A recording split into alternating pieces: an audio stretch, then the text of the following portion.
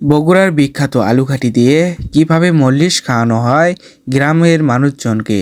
আর একটা কথা বললেই নয়, আমাদের মল্লিশ মানে বগুড়ার বিখ্যাত আলুঘাটি। আর সেই বগুড়ার বিখ্যাত আলুঘাটি যদি মল্লিশে না থাকে তাহলে মল্লিশ খাওয়া বৃথা যায়। এই জন্য শুক্রবারের দিন আমার বাড়ি থেকে রওনা দিলাম আমার পাশের গ্রামে, এক গ্রাম দিকিন। আর আমার সাথে ছিল ভাই ব্রাদার এবং কাকারা। রাস্তা থেকে নেমে গাড়ি না থাকার কারণে আমরা পাথারের ভেতর দিয়ে যাওয়া শুরু করলাম। আর আমাদের গ্রাম অঞ্চলে যেখানেই মল্লিশ হোক, চারিপাশে গ্রাম থেকে অনেক মানুষজন মল্লিশে চলে আসে। আর দেখতে পারছেন দূর দূরান্ত থেকে অনেক মানুষজন পাথারের ভেতর দিয়ে আসতে শুরু করছে।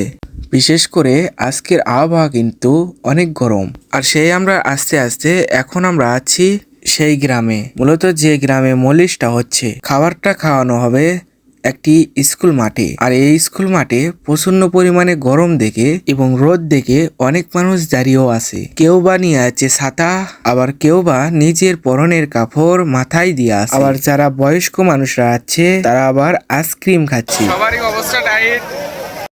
সব কথাই বাদ দিয়ে এখন আমরা বসতে এলাম। আর বিশেষ করে এত পরিমাণে রোদ সেখানে থাকাই যাচ্ছে না। তারপরই চলে এলো পলি। আর এই পলিটা দেওয়া হচ্ছে মানুষজন পলির উপর করে খাবে।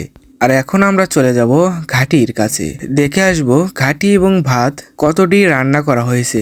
আর এসে দেখা গেল প্রচুর পরিমাণে ঘাটি রান্না করা হয়েছে এবং ভাতও আছে, অনেক ভাত। গ্রাম অঞ্চলে যখন মল্লিশ হয়, সাক্ষীদারির জন্য অনেক মানুষ সাক্ষীদারির জন্য দেওয়া হয়। অনেক বেশি মানুষের জন্য দেখাতে পারছি না ভাত। আবার অনেকে বুঝবেন না সাক্ষীদারি কি।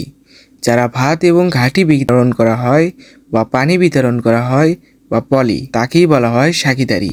যেহেতু ভাত বিতরণ করা হচ্ছে এখন, এই জন্য এসে বসলাম। ভাত দিচ্ছে এখন।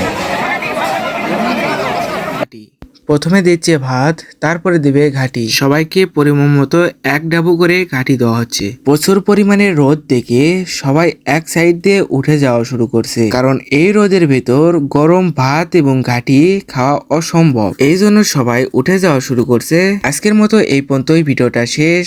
আবারও দেখা হবে এরকম কোনো এক ভিডিওই। আরো একটি কথা বলে যাই, আপনি কি এইরকম মল্লিশ খাইছেন নাকি? অবশ্যই কমেন্টে জানিয়ে দিবেন। তো ইউটিউব থেকে দেখলে একটি সাবস্ক্রাইব করেন বা ফেসবুক থেকে দেখলে একটি ফলো করে রাখেন। আবারও নতুন নতুন ভিডিও দেখার জন্য, ভিডিওটা দেখার জন্য অনেক অনেক ধন্যবাদ সবাইকে। আল্লাহ হাফেজ।